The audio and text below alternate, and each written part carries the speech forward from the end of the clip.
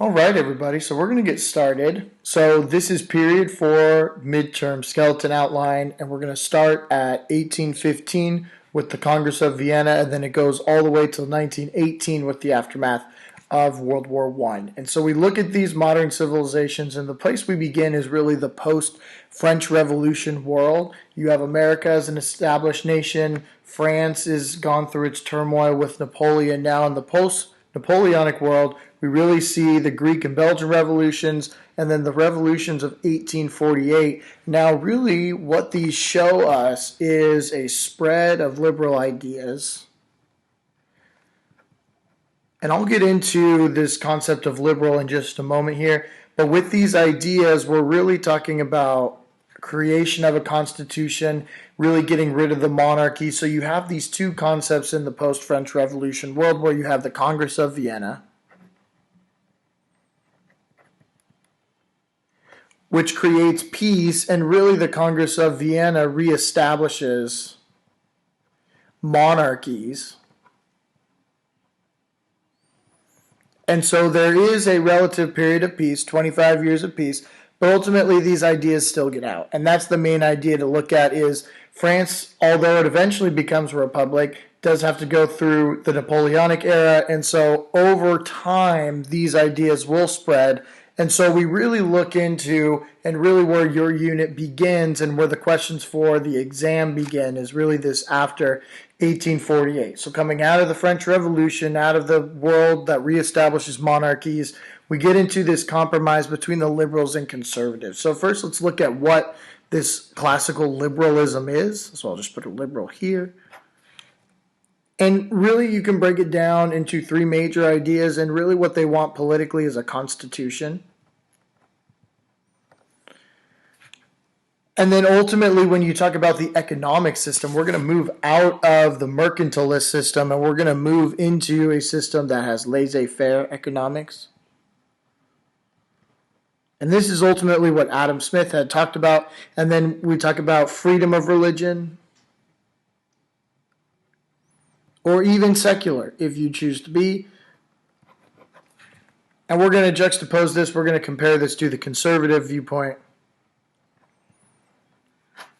And this is really, instead of a constitution, instead of democracy, you have the monarchy.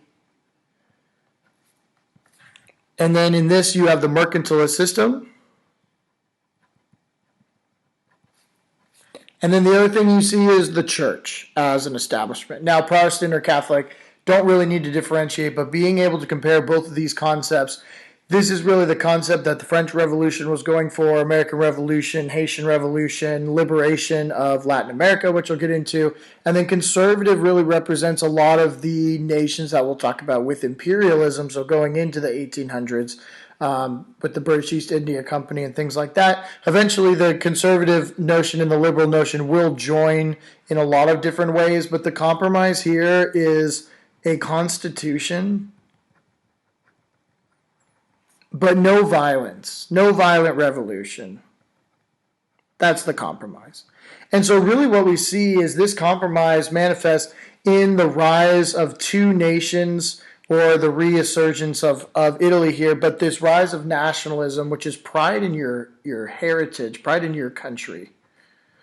And it's pride in your specific culture. And so the two types of nationalism that we're going to talk about with the unification of Italy, this is where you see the cultural nationalism.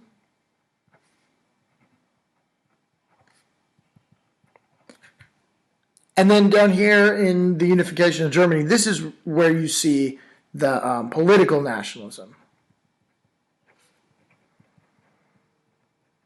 All right, so within Italy, you have to think about the things that would have unified the Italians, and so really what we're looking at here is their heritage, and really this goes back to the Romans.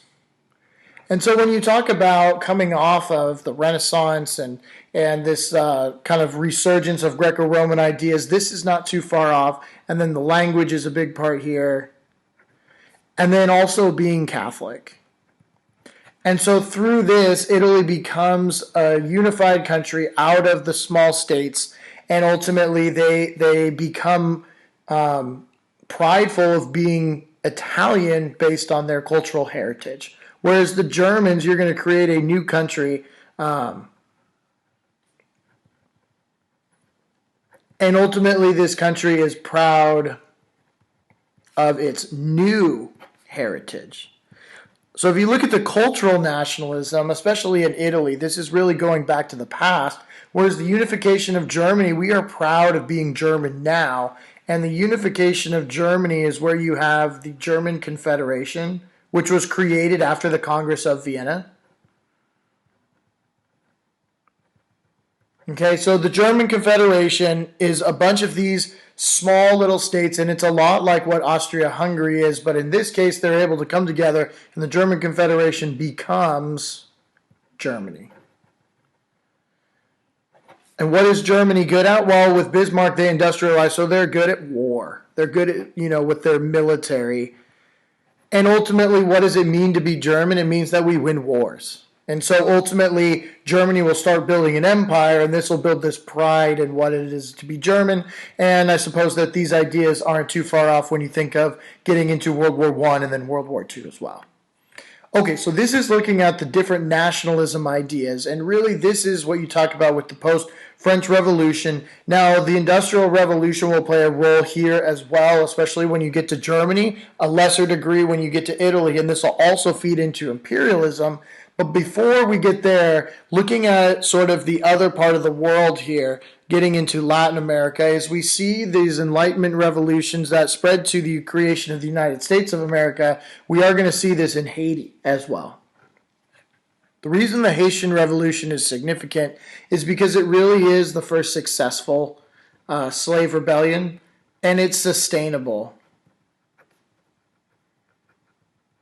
You talk about John Brown's raid on Harper Ferry, was not successful in the long run, but this one really created the independent Republic of Haiti. And so what we see is Toussaint L'Ouverture leads this charge, but ultimately there are forces that come before him. And so you really have the Enlightenment, which crosses over into the United States of America. Then the economic changes as you really see slavery goes out of style. And the reason for this is it's just not economically feasible anymore with the rise of capitalism. So you talk about the cost of creating a good, and there's great overhead with slavery, and so that's part of it. And then the Enlightenment is sort of a moral obligation to not have slaves, to not own other people as property, treating them as citizens with natural rights. And then you talk about with migration, ultimately the slaves coming into Haiti, that is why they are there as the working population. But ultimately with Toussaint L'Ouverture, who is a freed slave, so was educated, and ultimately was inspired by the French Revolution. So it's important to note that during this time, it's a French-controlled Saint-Domingue, and ultimately the thoughts of the French Revolution come over, and basically you have slaves who overthrow the French. It's the French landowners, and most of these would have been white, French descent, or Creole descent, or Creole meaning that they are of European descent, but perhaps born in the colonies here. And so really we have this overthrow. Ultimately what we see is U.S. cuts off trade. But ultimately this is just another example of how the Enlightenment impacted the rise of new nations. These ideas kind of seeped in when you talk about Europe with the spread of liberal ideas, but ultimately the creation of the United States and then the creation of the Republic of Haiti, free from French control, also leads to the creation of other nations in Latin America. So if we continue on this, we see that really this creation of New Granada, this is where these lands broke away from Spain.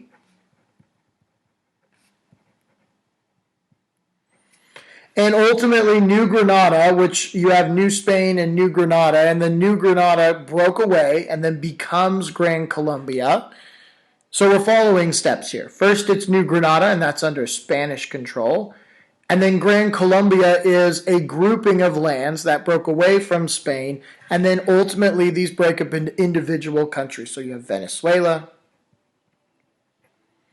you have Colombia, and Ecuador. And so these nations really become republics and founded with a constitution, and a lot of these Enlightenment ideals are now being realized. And then you also add in the new economic system, which is not owning slaves but embracing capitalism, and then enter in the liberator. And ultimately, Simón Bolívar, really seemingly devoid of ego, really comes in as a general for hire. If you need to defeat the Spanish because you want to become your own country, then you go ahead and get Simón Bolívar to come and help you. And so one thing that we discussed in class is the Jamaica Letter. And really the inspiration for the Jamaica Letter is Enlightenment. And he even references Jefferson here, talking about life, liberty, and property. And even when you talk about the Lockean idea of the obligation to overthrow the government, Simón Bolívar really comes in. And then by 1824, you would say that basically all of Latin America is now independent republics, free of Spanish control.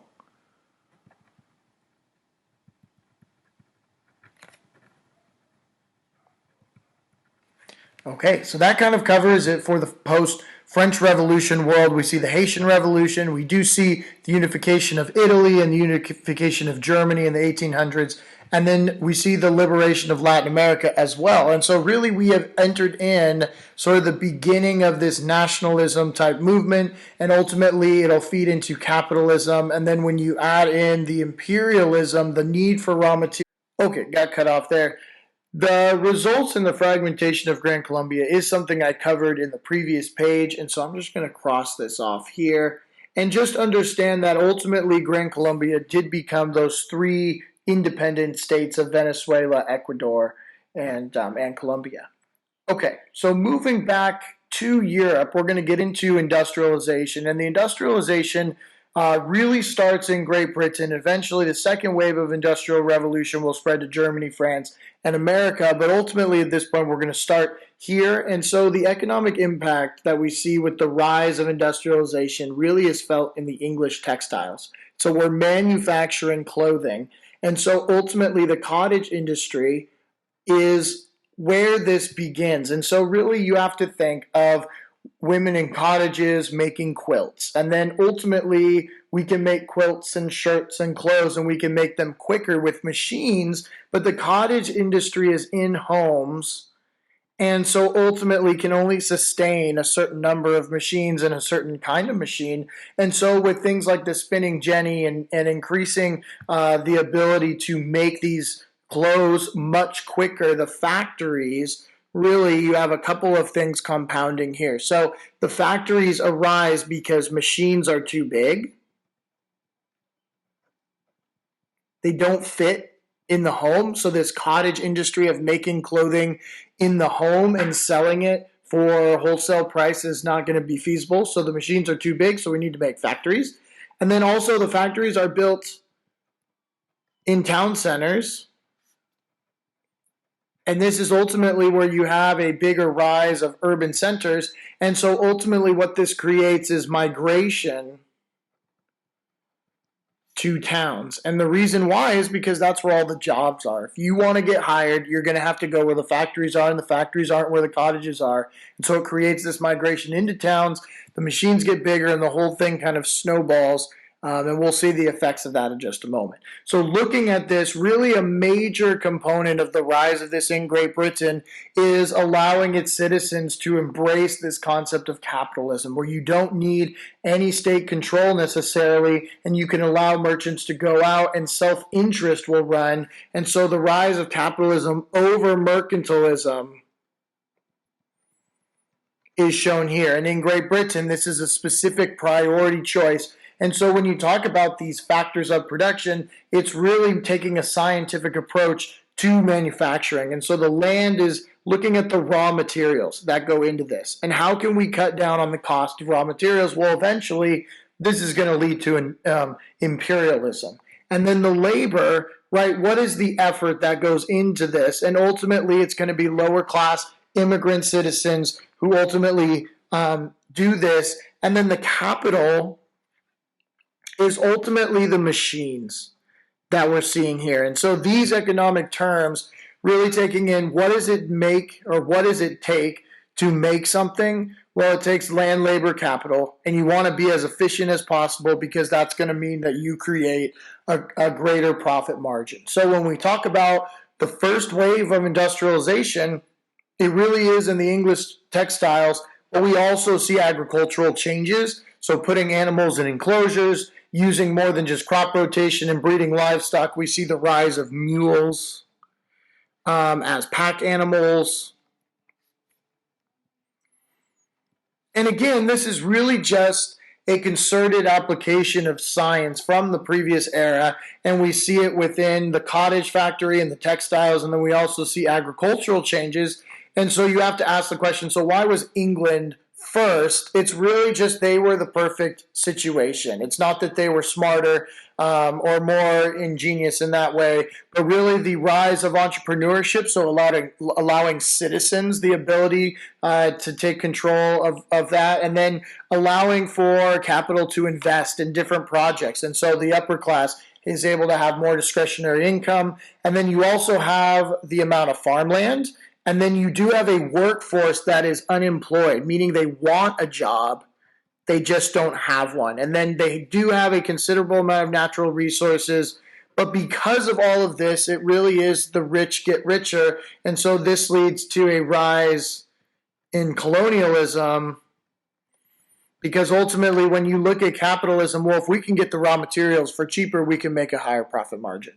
And so all of this increases, and then with this industrialization, there is a social impact. So families decrease in size as they move to factories. You have more mouths to feed, and it's not so much that you can get your children to work the land. The new jobs are in the factories, and it's going to take much more to have a larger family. So the family size is decreased. You see people migrate from the rural areas to the urban areas. And then in general, this is something to understand, is while the Industrial Revolution did create a lot of wealth stratification, the overall level of wealth for everyone, the overall level of their standard of living increases, and it's because of the better diets. And so the decrease in infant mortality rate and the germ theory of disease is that we have sanitary conditions, and ultimately people are just going to be living longer. And this is a great application of science that will spread.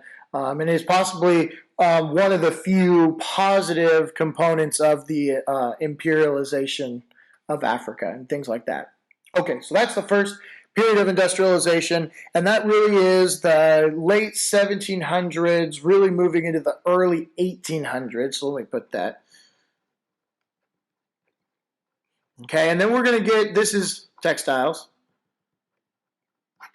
And then we're going to get the second wave, and the second wave, and I know I put it here, but is really steel. And so this is the 1800s that we see here. And so really when you think of industrialization in the post-Civil War world in the United States, this is the era that we are talking about. And so the economic impact here is the technological change. Okay, we're not just talking about textiles, we're talking about revolutionizing every industry. And so with the rise of steam engines, railroads, canals, there's a great connectiveness. Yeah, connectors right here. Oops, let me cross that out. These act as connectors in Europe, and this is something that's going to be spread into Africa and India and things like that. And ultimately, it's even emphasizing laissez-faire economics even more. And so this really in the 1800s is the end of mercantilism. And then the last thing really that we see here is with the machines is you have what's called a cost-benefit analysis that is being conducted here. And ultimately, factory workers realize that it is much cheaper to have a factory in towns where there is available labor, easy to replace, and it's cheaper to buy very expensive machines and pay a lower wage than to have better trained and higher efficient workforce, and this is ultimately what we see. And so there's low wage jobs in the factories, they're readily available. And so unfortunately, this is sort of one of the negative side effects here. And so over on the side, I'm going to put industrialization creates negative externalities. And so really think of these as side effects. Industrialization does all these great things. It quickens the pace. It cheapens prices because we're able to mass produce items. But ultimately, some of the negatives that it creates is the living conditions in the factories and the health issues. And then with the child labor, this becomes an issue. And actually, looking at helping this with the dirty cities, how do we fix it? Well, it takes people like Jacob Riis in America who uses photography as a way to uncover these negative externalities that were created by this factory life. And so ultimately, because of the change in the economy, ultimately the governments are going to change too. And this brings in the social question. And this question, just aptly put, is what should the government do for its citizens? And this is something that our current American government answers today is ultimately, should we provide health care for our citizens? And Americans have disagreements over that. But getting back to the 19th century regulations, ultimately what we see is the rise in labor unions. And the thing that labor unions are going to run into is fighting for things like an 8-hour workday, 40-hour work week. But ultimately what they're going to do is this is through what's called collective bargaining. And what this means is that the union is able to get in contact and work with the factory owners and get better working conditions for the factory workers. And they can do this through striking, picketing, things like that. So you have the labor union stepping in to help all the negative side effects of industrialization. And then also with government regulations, you see government stepping in. This is the rise of big government, very liberal government. And so a government regulation is a child labor law. That could be an example. We don't want children in the factories. And ultimately, economically, what we can do is we can take the children out of the factories and we can fill those jobs with more adults who are needing jobs. And ultimately, we can put the children in school. And so compulsory education becomes a way to teach literacy and citizenship. And we see this rise in Germany, the United States, UK, France. All of these countries that are industrializing also have compulsory education, and we'll see an impact of this through studying history. All right, so continuing on with the social impact of industrialization, and oftentimes looking at the negative components of industrialization, you have a rise of a new social movement, political social movement known as socialism. And this arises from Karl Marx, and ultimately he proposes that in history is defined by a class struggle, and the class struggle is always between the proletariat and the bourgeoisie, and ultimately this is manifesting now with the bourgeoisie as the factory owners, and then the proletariat would be the factory workers. And ultimately what Karl Marx is proposing is that because there is this struggle, eventually it will reach a tipping point where ultimately the proletariat workers cannot take the working conditions anymore, and through a violent revolution will overthrow the bourgeoisie, and ultimately this triangle pyramid of social structure will be flipped upside down, and then you have the proletariat on the top with the bourgeoisie at the bottom. And then eventually you would redistribute the wealth, and then eventually you would just have one class of the proletariat. And then you would have this dictatorship of the proletariat where the working class controls all the means of production, the land, the labor, and the capital. Now, this was supposed to be done simultaneously with the proletariat class through a violent revolution, but ultimately what we see is revisions made to Karl Marx's idea, and so socialism really is revised to a form of democracy, and where the revisionism comes in is where we see socialism as a democratic means to redistribute the wealth.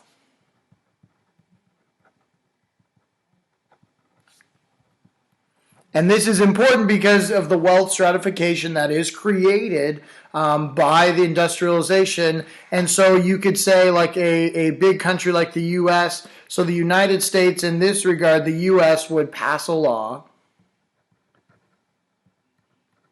to help the poor. And so if you're looking at this in the context of the social question, how would the United States in the late 1800s answer the social question, in the early 1900s answer the social question? Well, they feel the role of the American government is to help the people. And so not everyone agrees with this. But this is what we see as a rise as an effect of industrialization. And then more from a social cultural change, we see the rise of mass culture. And the rise of mass culture really is you have higher wages. So you have more discretionary income. Life is not as dark and dreary, and then you have more time because of what unions fight for, and ultimately what you get is mass culture. So some examples of this are things like baseball, you see the modern day Olympics, you see like the Chicago World's Fair, and really you see things like riding bicycles, and this will become a role when you talk about Belgian Congo with rubber as a raw material. But ultimately this is another effect of the rise of industrialization, is this idea of leisure time and mass culture. And then you also see a rise in the feminist movement. And so liberal and radical politics really are now going to fight for women. And so the fight for women really comes, you would say, 50 to 100 years later.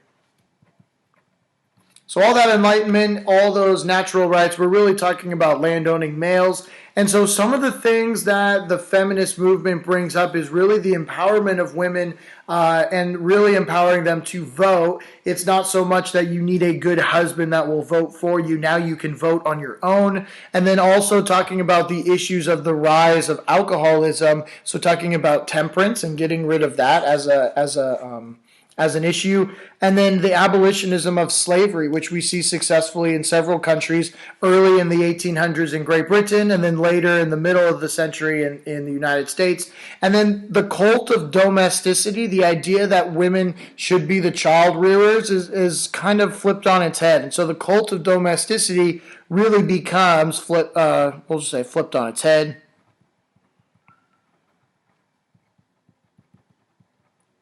And so now women are going to do things that men think are crazy, like wearing pants and having a job outside of the house. And so really a lot of these issues are changed. This is where we looked at that Victorian women flash thing where it shows that women are able to vote. And then we talk about divorce and things like that. So really some changes on the sexism issues here. And so another thing that we see is really, so you could say in the United States, we see this with Seneca Falls, and then also the Ohio women. And then you can say, so just trying to use specific examples, this is culminated in 1920 with the passage of the 19th Amendment. Right? So allowing women to vote. So another impact of the Industrial Revolution is really looking at the scientific contributions. And so looking at rationalism is being able to use reason to solve something. And rationalism and use of reason really is a lot of what we talked about with the rise of the scientific revolution. And then when you talk about empiricism, this is being able to sense something. And so this is going to rise into ideas of, so say take atheism. You cannot sense God with your five senses, therefore God may not exist, and everything needs to be rationalized, given a reason for it. And so we see this in the sciences. So one way in which we see this is in the biological sciences with Darwin is you see natural selection. Okay, that animals, that populations change over time, and that the most aptly fit individuals will go on to reproduce and thus carry on those stronger traits. And then what Einstein brings is this concept of relativity, so really revolutionizing physics.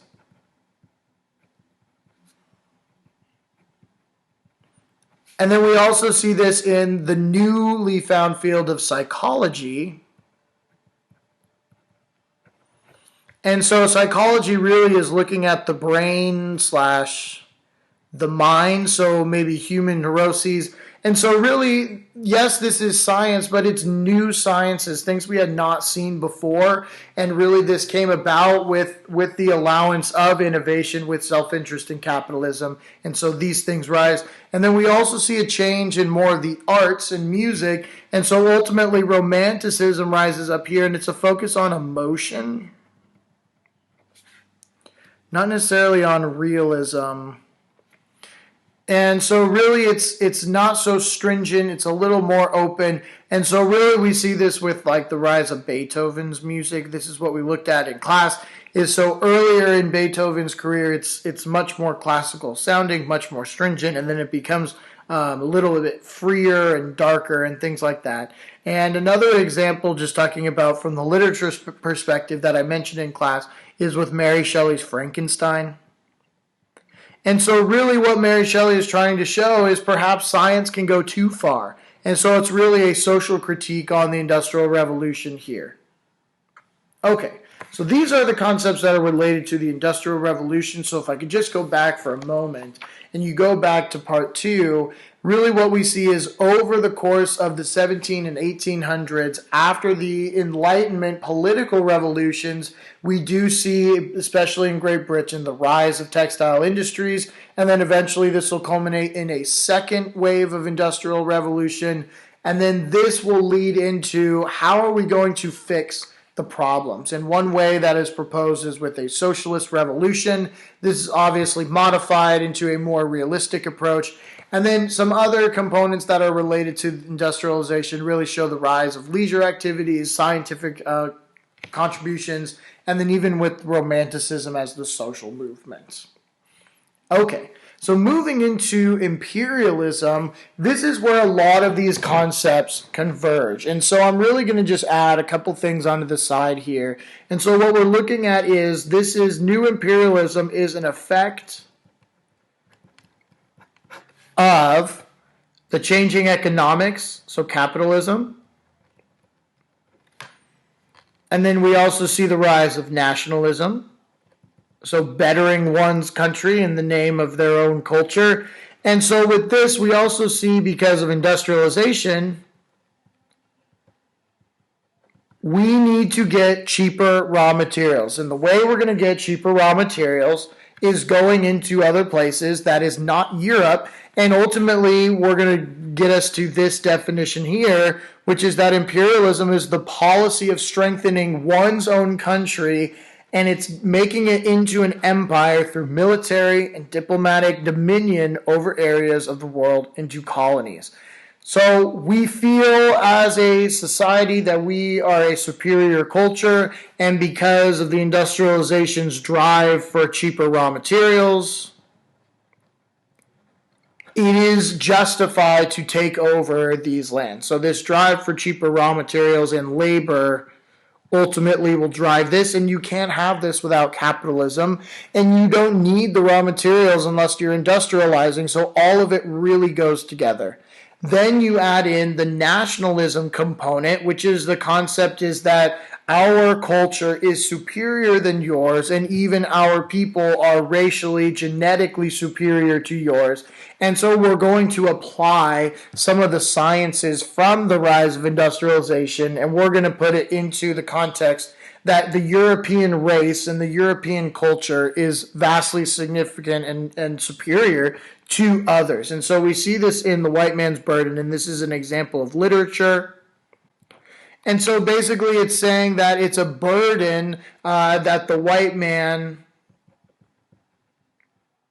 has to civilize the world. And this really is meant to be a kind of woe is me. People are not as great as I am, so I have to take care of them. And it ultimately is looking at it as a parenting. So adding on to the social implications of the white man's burden and this attitude of the colonized people as children, there are some positives that do come from imperialism. And one you could say is outlawing sati in India, And then you could also talk about the improvements would be the cleanliness component in looking at teaching about germ theory and then infrastructure. And this is what we see today as well. And a lot of this comes from industrialization here. When you talk about the involved nations, it's important to know that Spain and Portugal are not really involved in this. Yes, they were involved in the older era of imperialism, and that's with the colonization of Latin America. But now all of Spain and Portugal's holdings are now independent republics. And so it's really other nations within Europe that are involved in imperialism, and then the United States as well. So when you talk about nations that did imperialize, you have to mention the UK. So the sun never sets on the British Empire comes into play here. Then you also talk about France. Germany will be important here. And then the United States eventually. They will be later players. They will ultimately play a role as sort of the big brother protector in Latin America of these newly formed republics with the Monroe Doctrine. But also with the United States, we do see a rise in their industrialization and moving even into Japan, just like the UK moves into China and eventually into what is known as Hong Kong. So these nations really are involved. Italy is not involved as much, and they actually are one of the few nations that loses, and they lose in Ethiopia. And then I guess another country we could hold on here is the Belgium. So the Belgians, and also the Netherlands as well. And so the Dutch East India Company will be very influential as well. But all of these countries are, for the most part, industrialized. And I think that plays an important role in the ascension of the nationalistic ideas. Also with the industrialization, need for raw materials. So you have sort of the racial social superiority feelings, but then you also have the demand for raw materials, which is more economic. So let's look at a couple examples of this. So first I'm going to talk about China as an example of imperialism, and then I will get into British control of India, and then the last form of imperialism I'll go over is the scramble for Africa. Now, all of these, save for Qing China, which is much longer, most of these are happening in the 17 or 1800s. So if we look first at Qing China, this starts in 1644, and over time, we see a sort of progression where you have, so step one would be China takes silver from UK for goods. Okay, so over time, what this means is that China has all of the UK silver. Now, if that seems like a weird concept, I think you're on the right track, because the reason China has all the silver is because that was what was traded for the Chinese goods. But ultimately, what we're going to see is you go from the ban on foreign trade in the Ming Dynasty to allowing trade to come in. And so you would say that the Qing Dynasty is open for business. And the emperor does allow countries like the UK to come in, but over time they are going to abuse this. And so what you have with the commercialization and urbanization expanding is basically what happens is China feels UK is taking advantage of them. And they're basically getting greedy, I guess is what the Chinese are saying. So we read how the Chinese bureaucrat wrote that letter to Queen Victoria telling them to stop, and that they actually put a ban in place on opium sales. But ultimately, with the British frustration, the British want their silver back. So we go from China taking the silver from the UK for Chinese goods. So now China has all the silver. So then step 3, Great Britain is frustrated. So ultimately, out of the frustration and to increase British frustration, the Qing Dynasty says no selling opium, because this is how the Chinese are going to get their silver back. If they sell opium to Chinese, then they only accept silver as currency. This, in the British government's eyes, is how they're going to get this back. The Qing emperor does not like this at all, and this is where the letter comes into play. And so ultimately there's a war, and the first Opium War, China loses. And it's not even close.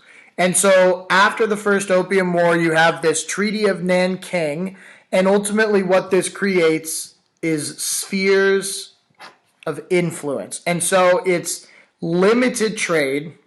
You do get to trade, though. Limited trade to specific locations. And so one example, you could say, of a trade location that is granted is the British in Hong Kong. And so Hong Kong was solely devoted to the British for trading. They were allowed to trade within China, but they were only allowed to go to Hong Kong. And so this is sort of the compromise of the Treaty of Nanking, is Britain gets to stay, but they don't get the free trade like they did before because of the issues with the opium sales. The UK will still continue to sell opium, and ultimately where they're going to sell that opium kind of brings us into our next area, which is the British Dominion of India. And it is a common theme that the British are taking over here, and understand that a lot of this comes from the British East India Company. And this company really is a vestige of the joint stock companies. So when you think of the United States and colonies being founded, this is the same era with the British East India Company. So how it would work in the mercantilist system is if you wanted to trade for Great Britain, you got a job for the British East India Company, and they contracted you to sell. So if you wanted to go to China and buy and sell something on your own, you technically weren't allowed to do that. But then when you see the rise of capitalism, that will change. But in the creation of British control of India, it comes out of this British East India Company. And basically what we see is the British East India Company becomes a proxy for the king. And so essentially the leaders of the British East India Company, which is basically what you would say is you are giving the Disney Corporation control of the city of Anaheim. It's not really what is usually what happens, but this is what they do. And part of this stems from the collapse of the Mughal Empire. And so basically you have Robert Clive, who is a general for the UK military, and he comes into Great Britain with his soldiers, and he wins at the Battle of Plassey. And so he's now able to control Bengal, and he writes a letter to the Queen and to the king, telling them that ultimately this is a great opportunity to take some land. It's probably pretty easy, and they do send resources, but ultimately understand that the British East India Company pretty much goes mad with the power that they're able to have. And so the corruption leads to food hoarding, which ultimately will lead to famine. And so because of this issue, so the hoarding food, so that's strike one. Then there's this Sepoy rebellion, and put a star next to this. This question is likely to be on the test when you talk about the British control in India, just because it's a very specific example. And so with the Sepoy rebellion, understand that a Sepoy is an Indian soldier in the UK military.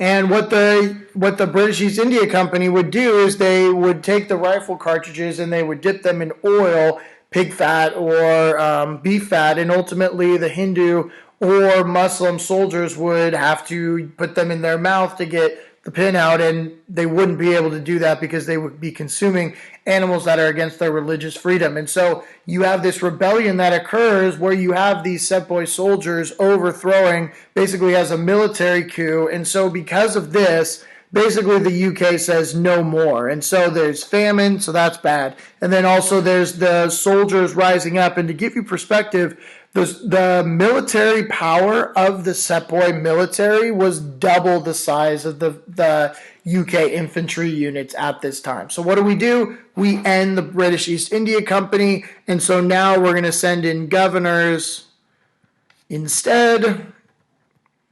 And ultimately this works out because there's also a rise of capitalism So maybe we don't need just one single company controlling all of the trade that goes through India. So ultimately, we see the British take over, and a lot of this is the control in there. There is abuse of power. And I think the major thing to understand after they've gotten settled, really in the early 1800s, this is where we have the British Raj, the control in this regard. And the social hierarchy is basically caste, the caste system of the Hindus that they were used to, plus British at the top. And this is only just another example to reinforce the social Darwinist ideas at the time. And so with the British Raj, there's also a lot of cultural exchange. And because the British really looked down on the culture of the Indians and them needing some sort of saving grace, they bring in the missionaries, and ultimately Christianity spreads. And part of this, too, is they're bringing Bibles.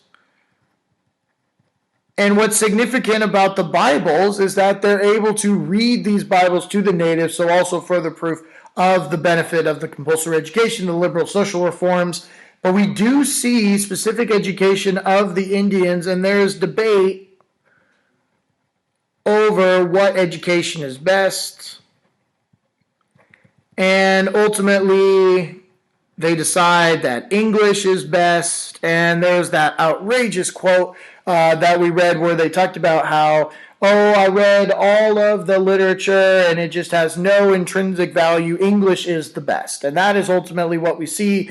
And as for context, outside knowledge, Rudyard Kipling, who wrote The White Man's Burden in the Jungle Book, lived under the British Raj. So just another example. So this is imperialism in China, mostly British controlled. There is UK influence as well, or US influence as well. But then British is really the only one within India. And then when we talk about the scramble for Africa, this is really where the other European powers are able to come in. And so with the scramble for Africa, it really starts with the Berlin Conference. And this is a major event. If you discuss anything imperialism, this is a great thing to mention. And so basically Otto von Bismarck creates this movement for empires. And so the Berlin Conference is really a lot of the European powers, and no African powers were invited. And they decided, we are going to divide up Africa, and we're going to divide it up like a cake to ensure that all the European powers can have these raw materials, and really just stepping in to make sure that this happens. Now, as far as gaining the land in Africa, it's understand our definition of imperialism is diplomatic and military means. So when you talk about the military, the European technology is through industrialization. We have things like machine guns. And these are really there's no contest against the traditional tactics. Now, this is really guerrilla warfare. And the guerrilla warfare was helpful only for a certain time. We could say guerrilla warfare was successful in the short term. But ultimately, save for Ethiopia, all of these African nations fell to the European powers that took over them, and a lot of it is based on the technology which they're coming in from industrialized nations.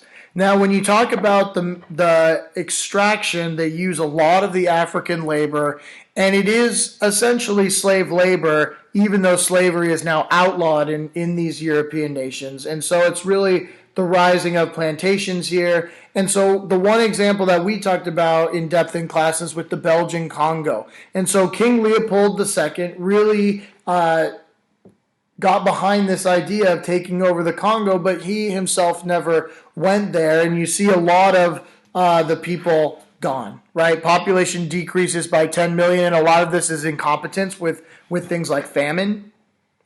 But we also see with the punishments of cutting off hands for not working and things like that. And really, this is just a great example to show the brutal nature of how these Europeans would treat those in Africa, and really they felt entitled to based on the concepts of social Darwinism.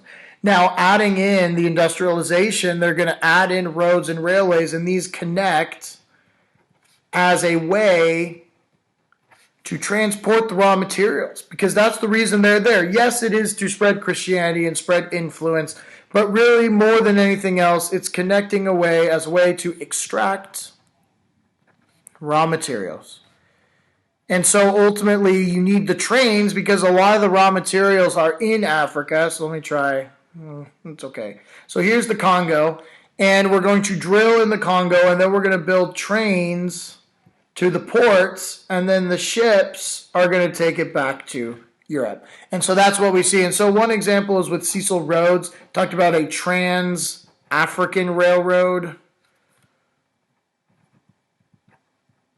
We see this with telegraphs, and we see this in India too, and it's a huge connecting factor as a way to bring these ideas in.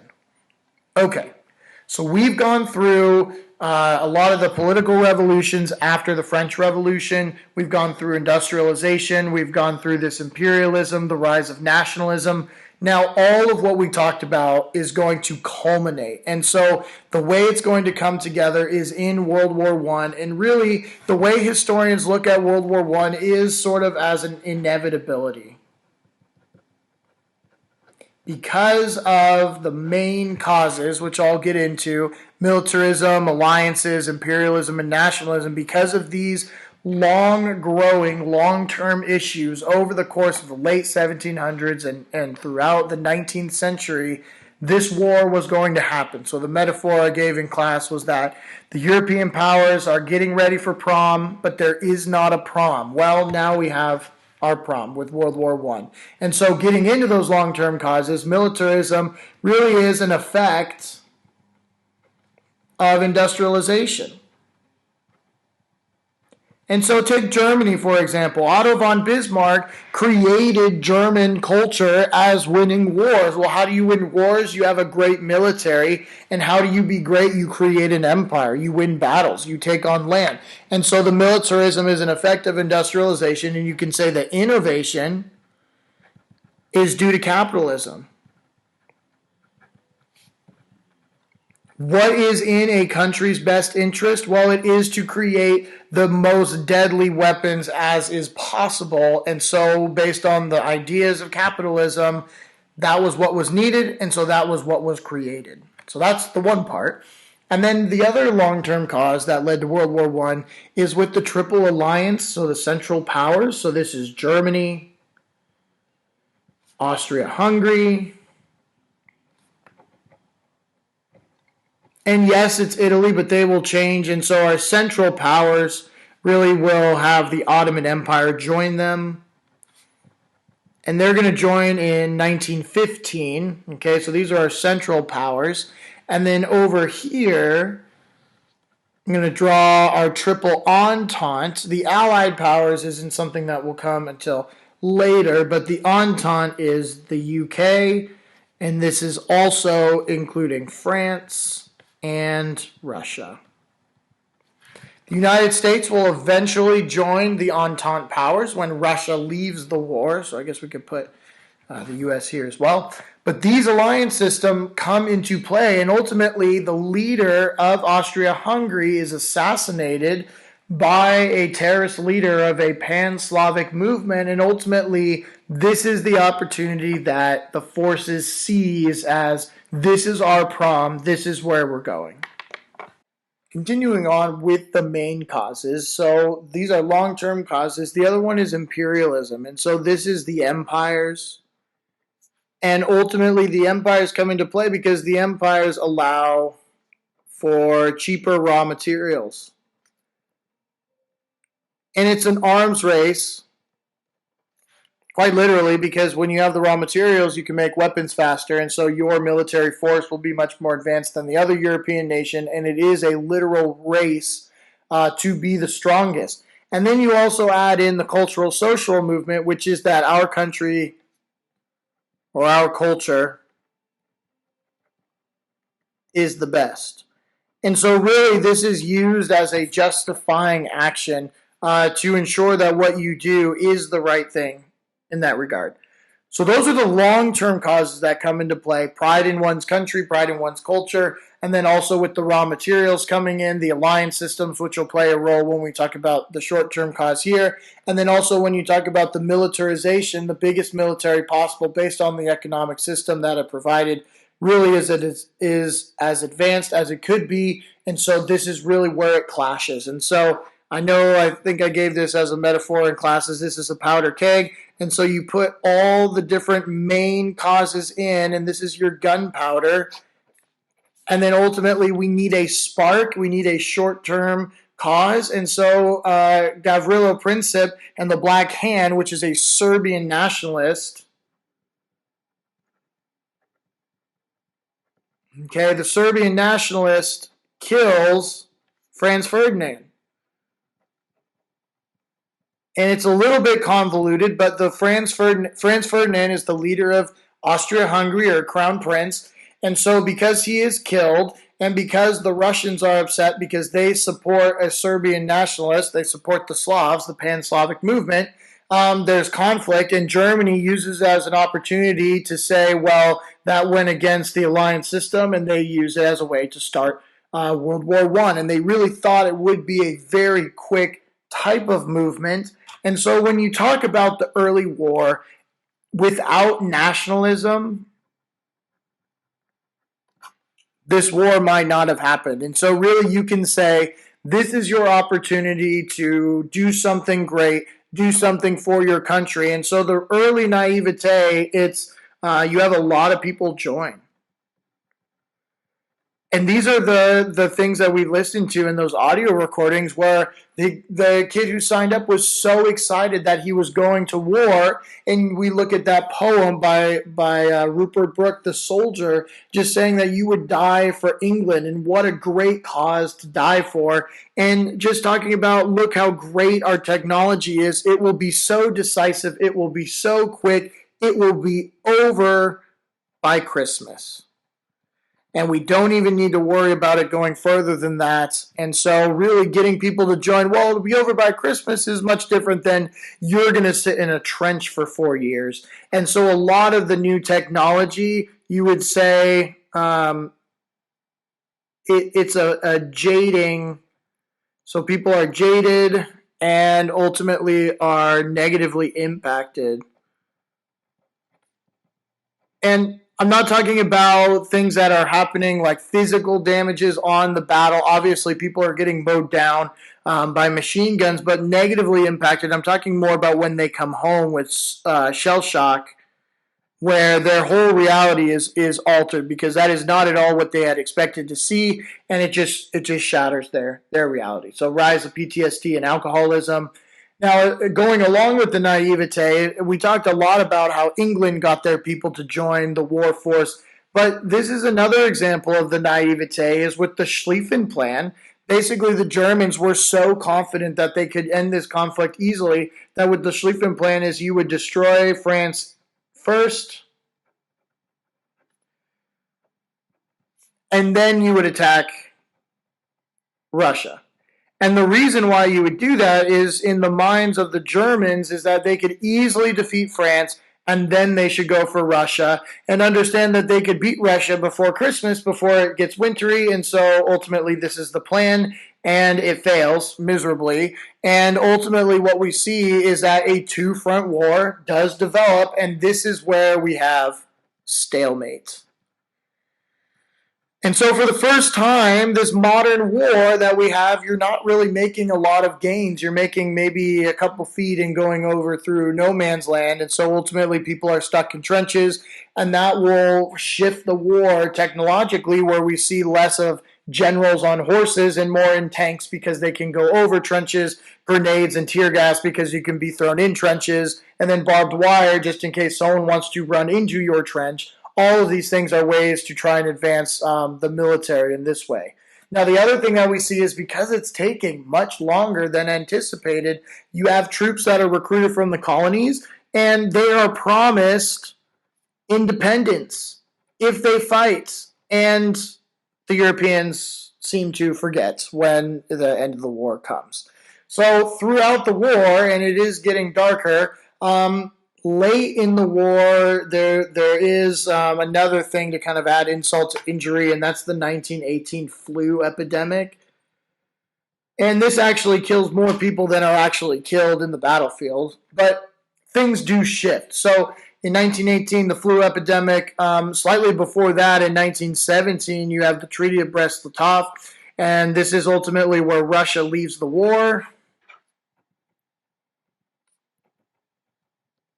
And this is in the midst of the Russian Revolution. So the February Revolution in 1917, and then Alexander Kerensky becomes the provisional government leader. He sends more troops, and that's when Lenin in October of 1917 is able to step in and ultimately take over.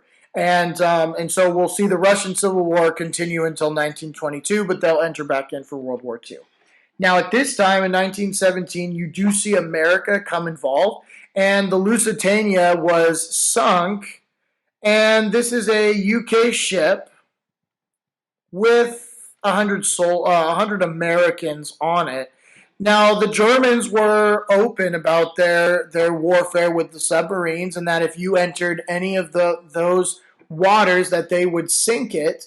And ultimately, it didn't matter if it was a military ship, but of course, this ship did have weapons on it, even though it was a cruise liner and trying to sneak in, but it was sunk. And so ultimately, the Lusitania was a reason for the United States to enter. And then also the Zimmerman telegram, which was used in as media propaganda as well, as this is where Germany tried to get Mexico involved. And they said to Mexico, look, you lost all that land to the Americans in the Mexican-American War in the 1840s, and we'll help you get that back. And that's what they promised them. It didn't work. It was actually intercepted by the Americans before it even got to Mexico, and these reasons were reasons for the U.S. to enter the war. But really, the U.S. enters in unscathed. And the reason why this is significant is because it'll play a role when Woodrow Wilson, the President of the United States, comes in and has to make a deal with France, Britain, and Belgium, who have just been totally obliterated by this war. And so the 15 million casualties really is the creation of this lost generation, and really people have been killed in a way that no human generation had seen before. And so really this loss of life creates a social movement here, which we'll get into in just a moment. But ultimately, the big thing to take from the end of the war is the Paris Peace Conference.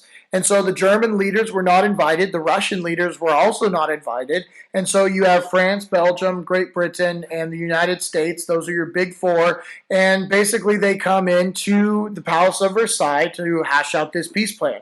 And so ultimately, Wilson comes in with his 14 points and ultimately wins the Nobel Prize for coming up with these ideas. Unfortunately for him, France and Great Britain are going to say to him, well, your country didn't really lose a lot in the war, so we're not necessarily open to what you have to say.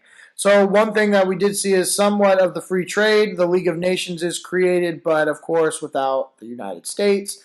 Self-determination is not something that comes about, and dividing the Ottoman Empire colonies, this is a thing that happens, but not by ethnic lines.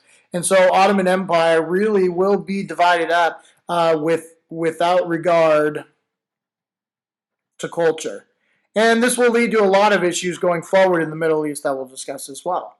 So when you have these Entente leaders, they do eventually create the Treaty of Versailles. And so some major things that were created, the establishment of the League of Nations is created as a way to stave off peace. Eventually, the League of Nations is going to adopt appeasement policy, which does not end well. And then the Ottoman Empire is divided up into these new nations. And so Syria and Lebanon, these are French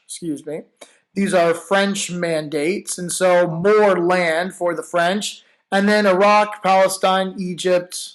Iraq and Palestine will become a part of the UK.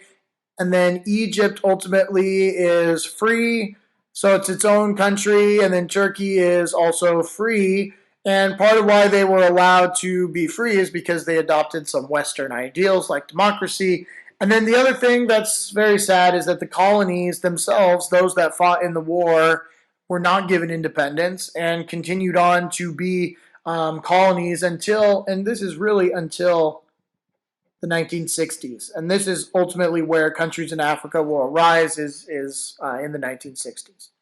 Okay, so one last component of the Treaty of Versailles is, while it did establish the League of Nations, divide up the Ottoman Empire, the biggest thing was its punishment to Germany, and the major disagreements were to how to specifically punish Germany. The United States wanted to be more lenient. The French, the British, and the Belgians did not. They really wanted to bring the hammer down and ultimately wanted Germany to pay reparations to the Entente. And this is ultimately is what is going to lead to a global depression. So how it would work is Germany cannot pay their loans because Germany is also war-torn. Yes, they are accepting guilt, the war guilt for causing the war, and they have to pay these loans. But because Germany cannot pay loans, and because France and UK don't receive payments, France and Britain can't pay their loans. And so ultimately what this means is people are defaulting, or countries are defaulting on loans, which leads to the Great Depression. Right? And one more thing I wanted to add on. I didn't add it on here, but I do want to add a couple points on the lost generation, just because one of the questions on your study guide that could be on the final exam definitely deals with impacts of World War I, and I think specifically with social impacts. So with the social impact, the lost generation demonstrates the impacts of liberal reform. Because what this means is that people know how to read, and we can see this by the copious amounts of letters that we see. And ultimately, the lost generation demonstrates cynicism towards war. And so basically what you could say is the soldier, just to put in a quote, to summarize the lost generation, the soldier is not a hero. And so this is something that changes. The glorious is no longer glorious. Okay, so with this really covers the end of World War I, and that is the extent of this midterm. I know you guys are going to do fabulous.